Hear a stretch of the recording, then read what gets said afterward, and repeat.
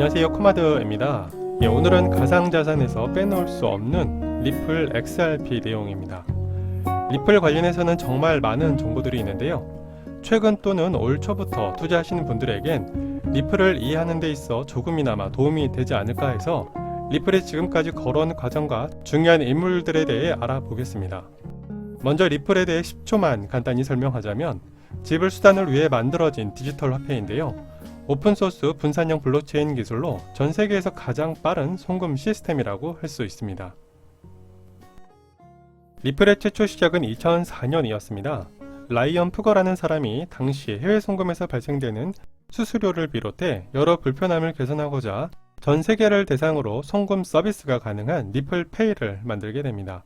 그리고 2008년 중요한 사건이 터집니다.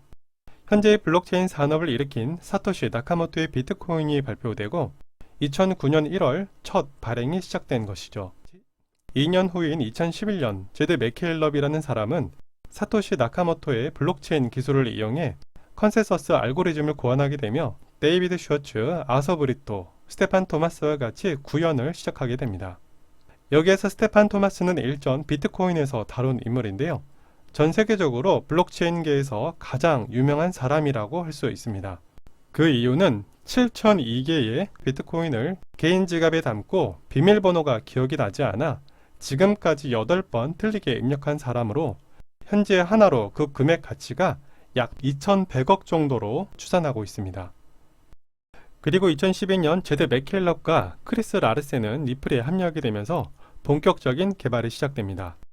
하지만 2004년 리플페이를 개발한 라이언 푸거는 건강상의 문제로 모든 지휘권을 이 두 사람에게 양도를 하며 물러나게 되죠. 어찌 보면 블록체인계에서 스테판 토마스와 같은 인물이기도 합니다. 리플의 주인이 된 두 사람은 본격적인 투자 유치를 통해 전 세계에서 내놓으라는 벤처 투자 기관인 앤데레슨 호로위츠와 구글 벤처스의 투자를 받게 됩니다. 리플이 2013년은 능력 있는 인재를 채용하고 개발자를 참여시키면서 순조롭게 가는가 했지만 돌연 7월 리플의 창시자인 제드 맥켈럽이 기술 책임자에서 사임을 하며 리플 구조에 변화가 생기게 됩니다. 9월에는 설립 명칭도 오픈코인에서 리플랩스로 변경되며 지속적인 변화를 맞이하고 11월 리플에게 가장 중요한 사건인 XRP 토큰이 탄생하게 됩니다.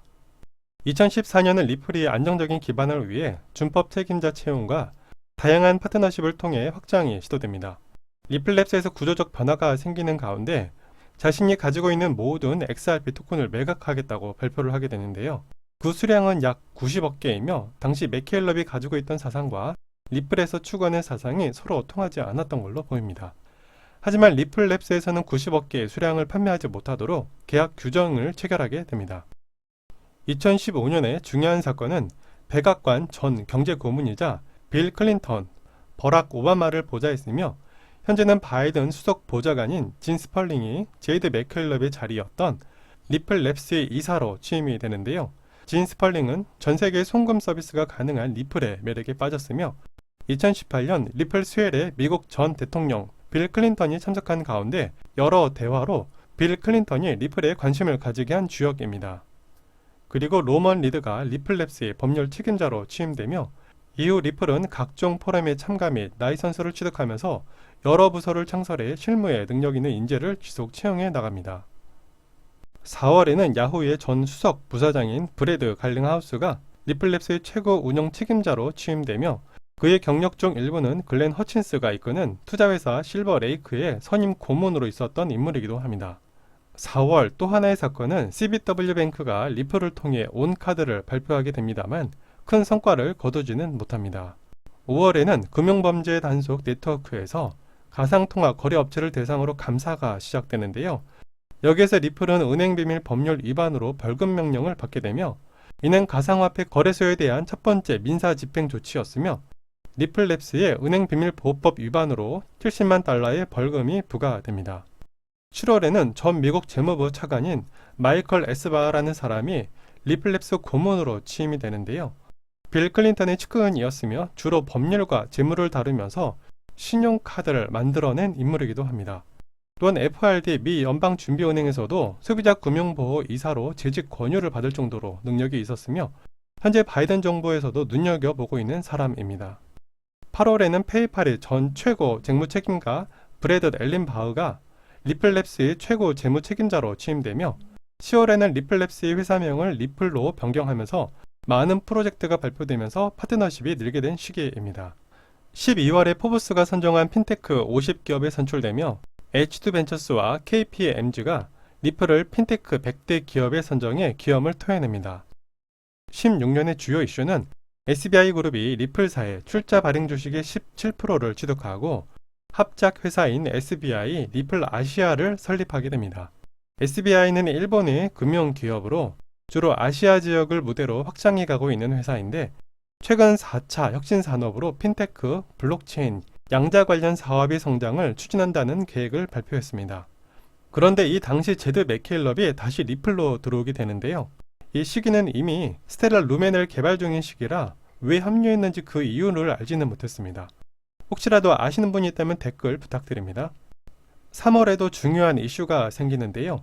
일본 정부가 가상화폐를 결제 수단으로 이용할 수 있는 법 개정안을 만들게 됩니다. 그리고 전 세계 통화거래 시스템을 가진 스위프트의 임원 패트리샤 피트림블스가 리플 EU에 취임하게 됩니다. 4월에는 인도 준비은행에 가입되는 시기이며 전 스위프트 이사 마코 트레처와 골드만삭스 이사인 카메론 킬론치가 리플사로 합류하게 됩니다. 여기에서 마커스 트레처는 30년 이상의 은행 거래와 결제기술 전문가이며 시티그룹과 HSBC에서도 리더십을 발휘한 인물입니다. 하지만 최근 SEC 소송 사건이 시작되면서 리플을 떠나게 되며 리플에서 가장 영향력 있는 목소리를 내던 사람이기도 했기에 안타까운 이별이었습니다. 그리고 MIT가 블록체인 연구에 리플을 채용하게 되며 스탠다드뱅크가 애플사와 리플을 통합한 아이폰용 결제 앱을 발표한다는 계획을 가집니다만 상용화되지는 않았습니다. 그리고 6월 클라우드 기반 뱅크 솔루션 제공업체 엑스퍼터스가 리플을 테스트하기 위해 협력을 진행하는데요. IBM이 거대 금융 은행의 솔루션을 개선할 목적으로 이 엑스퍼터스를 인수하게 됩니다.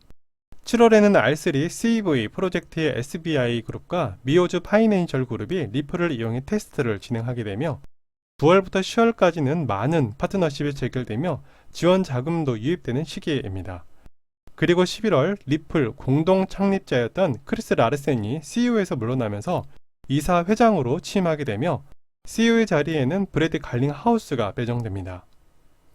2017년 초 크리스 라르센은 리플사의 회장으로 취임되고 이 시기부터 리플이 인센티브 프로그램을 시작하며 HSBC 기술 자문으로 선정되기까지 합니다.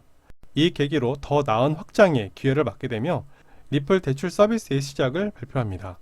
여기에서 HSBC는 마스터카드를 만들었고 그 마스터카드는 베리 실버티의 DCG 그룹의 지분을 꽤 보유한 것으로 알고 있습니다. 그리고 3월 놀라운 일이 하나 더 생깁니다. 크리스 라르센이 IMF 고문으로 취임이 되는 것입니다. IMF는 국제통화기금으로 로스차일드 가문에서 FIRD를 세우고 세계를 다스리기 위해 IMF를 창설했기에 아마도 리플을 통해 송금 서비스에 관여하고 있을 것이라고 생각됩니다. 그리고 해당 연도에는 파트너십을 맺고 있는 여러 은행 및 기관들이 리플을 이용해 송금 테스트를 진행하며 송금이 실제로 가능해진 시기입니다. 5월에는 대량의 XRP를 가두겠다는 내용을 발표하며 7월 SEC는 다오 토큰을 유가증권이라는 보고서를 발행하면서 좋지 않은 소식을 전달합니다.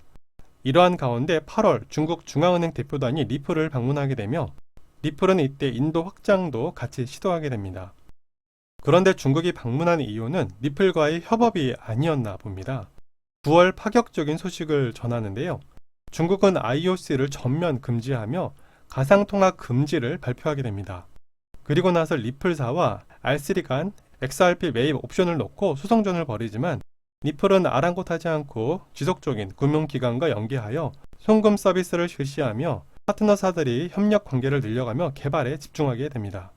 10월에는 빌 게이츠 기금 단체 중 한 재단과의 제휴로 개발도상국 은행계좌 시스템인 모잠루프를 출시하며 이후 CSBC 및 뉴욕 금융서비스국 초대국장 야후 부사장도 리플에 채용됩니다. 12월 리플은 가격 폭락에 대비해 리스크 감소 차원에서 550억 개의 XRP를 락업하겠다고 발표합니다. 2018년 포브스는 크리스 라르센과 브래드 갈링하우스를 크립토에서 가장 부유한 인물로 발표하며 핀테크 50 기업에도 포함시킵니다. 1월에는 미국 유수의 송금회사인 머니그램과 파트너십을 체결했지만 올해 3월 초 재연장 되는가 싶었지만 SEC 소송 때문인지 머니그램에서 재연장 거부로 인해 리플은 머니그램의 820만 주를 3월 매각했습니다. 리플은 해당 연도에 지속적인 확장에 중점을 두고 있었으며 많은 기업과 기관이 리플넷에 가입이 되었고 신생 기업 및 전 세계의 대학교에도 투자를 진행합니다. 여기에는 대한민국 고려대학교도 포함이 되어 있었습니다. 그리고 5월 전 페이스북과 구글 이사였던 이단 버드가 리플사로 취임이 되며 이단 버드는 리플의 프로젝트인 엑스프링이 담당자였으며 리플을 중심으로 기업 생태계를 개발하는 프로젝트였습니다. 그리고 5월 미 법무부가 블록체인 가상자산의 가격 조작에 대한 형사수사를 개시하며 라이언코피는 리플이 불법 증권을 판매했다는 이유를 들며 토큰을 구매한 모든 투자자를 대신해 증권 집단 소송을 제기하지만 8월 라이언코피는 소송을 철회하게 됩니다. 당시 SEC 역시 리플을 증권으로 규정하는 발언을 시작하게 되는데요. 라이언코피 사건은 지금까지도 이어지고 있으며 올해 7월 초 재기소를 진행했으나 미 연방법원은 집단소송 재청구를 거부했습니다. 12월에는 R3와 리플이 화해 후 XRP를 지원하는 결제 어플을 발표했으며 이스라엘 최대 금융 서비스 기업인 GMT가 제휴를 발표하게 됩니다. 비자에서 1억 9,800만 파운드의 어퍼스트 인수를 제안하면서 마스터카드와 경쟁을 하게 됩니다. 이 어퍼스트는 리플의 프로토콜이 적용된 파트너 업체이며 상대적으로 잘 알려지지 않은 기업이지만 전 세계 5대 은행 중 2곳과 미국 20대 은행 중 4곳, 금융 서비스에서 다른 거물급과의 관계를 유지하는 업체였습니다. 2018년도에는 수많은 은행 기관들과의 서비스 확대 및 송금 테스트를 통해 실질적인 서비스가 진행이 되었으며 이더리움을 제치고 시가총액 2위를 달성하는 기업을 토해냅니다. 2019년에는 리플렛에 가입된 금융기관이 200개 업체를 돌파했으며 스위프트가 XRP를 지원하는 R3에 스위프트 GPI를 통합을 발표합니다. 하지만 2019년도에는 다양한 악재로 인해 XRP는 시가총액 절반 수준으로 떨어지며 그 결과는 블록체인 코인 중 상위 10위권 내 최악의 실적을 안겨다 줍니다. JP모건이 자체 생태계 구축과 다른 금융사들도 자체 블록체인 네트워크 개발 솔루션을 갖추는 모습을 보입니다. 그럼에도 불구하고 2019년 기업 역사상 가장 유명한 CEO 중 한 명이 브래드 갈링하우스로 선정되었으며 19년 초 1분기 실적에서 리플의 거래 건수는 7배 증가한 수치를 달성합니다. 리플은 해당 연도에 유럽과 브라질의 진출을 위해 다양한 사업을 진행하며 6월 브라질의 첫 서비스를 지원하기 시작했으며 11월 리플은 리플렛에 300개 이상의 가입자를 발표하며 보다 나은 송금 서비스에 집중하게 됩니다. 2020년은 리플에게 어려운 시기가 시작되는 해인 듯합니다. 5월 미 법무부가 디지털 화폐의 적극 규제안을 발표하며 테러, 자금 세탁, 불법적인 거래소 행태 등 여러 불안 요소가 많지만 암호화폐에 투자하는 투자자와 기관의 피해를 최소화하기 위해 블록체인 산업을 수용하면서 규제를 확실히 하겠다는 의사를 밝히게 됩니다. 그리고 12월 리플은 21년에 XRP 국제 송금 플랫폼을 대대적으로 확대하겠다는 의사를 발표하게 됩니다. 하지만 며칠이 지나 IPO를 앞두고 12월 말 SEC 본격적인 공격이 시작됩니다. IPO란 비상장 기업에서 유가증권 시장이나 코스닥 시장이 상장을 위해서 주식을 법적인 절차와 방법에 따라서 불특정 다수의 투자자에게 판매 후 재무상태 내용을 공시하는 것입니다. 또한 이 사건이 발생되고 브래드 갈링하우스는 답답한 심정으로 새로운 도약을 위해 노력하는 기업을 막고 있다고 하며 이전 정부에 대한 비판적인 말을 남기기도 했습니다. 리플 사건은 단순히 기업 문제가 아닌 정치와 또 다른 문제로 번져 있어 보입니다. SEC와의 사건 내용을 정리하면 리플은 탈중앙화를 내세우고 있지만 리플에서 XRP를 발행하는 주관이면서 책임지는 중앙 집중 형태이고 투자 가치를 담고 있으면서도 증권 신고 없이 투자자들에게 판매로 사적 이득을 취한다는 이유입니다. 이에 리플은 투자 수익 목적이 아닌 결제 수단으로 매입을 하는 것이며 비트코인과 이더리움의 증권 분류를 하지 않은 이유를 들며 반박 중입니다. 그리고 2021년 1월 대형 거래소인 코인베이스에서 상장 폐지가 됩니다. 하지만 최근 떠도는 소문에 재상장 소식도 들려오는데요. 이는 코인베이스의 발표 내용을 잘 확인해 봐야 할 것 같습니다. 2021년 2월부터 5월까지는 제드 맥케일럽이 보유한 XRP 2억 6,500만 개가 매도가 되었으며 현재도 지속적인 매도가 확인이 되며 어제도 판매한 것으로 보입니다. 블록체인 분석가 레오니다스 하질로는 8월 말 정도면 맥케일럽이 가진 수량이 전부 소진될 것으로 예측하고 있습니다. 현재 리플과 SEC는 뜨거운 공방을 펼치고 있으며 며칠 전 미 법원은 XRP가 증권이 아니다라고 얘기한 SEC 전 직원을 증명으로 채택해 리플에 유리한 조건을 만들어줬지만 SEC가 요청 기각을 신청하면서 청문회가 유도된 상태입니다. 뉴욕 법원은 해당 사건으로 청문회를 개최할 것이라고 합니다. 21년 5월 리플 측은 올해 안에 IPO를 추진을 전망하고 있으며 이는 SEC와의 소송전을 마무리하겠다라고 해석해 볼 수 있습니다. 현재의 상황에서 여러 매체와 전문가들은 소송의 시간이 길어질수록 리플에게 불리한 상황이 될 수 있다고 하며 리플은 이러한 상황을 인지하고 최대한 빠르게 소송을 종결짓겠다는 의지입니다. SEC는 리플과 소송이 마무리되면 테더 코인인 USDT와 바이낸스 코인인 BNB를 표적으로 삼을 가능성이 높다는 예측도 나오고 있습니다. 중간에 많은 내용들이 더 많았지만 개인적으로 알아가면서 중요한 내용들만 간단하게 간추려봤습니다. 다음번에는 리플 관련 더 자세한 내용들을 다뤄보도록 하겠습니다. 해당 영상은 리플 참고 영상으로만 확인해 주시길 바랍니다. 시청해주셔서 감사합니다.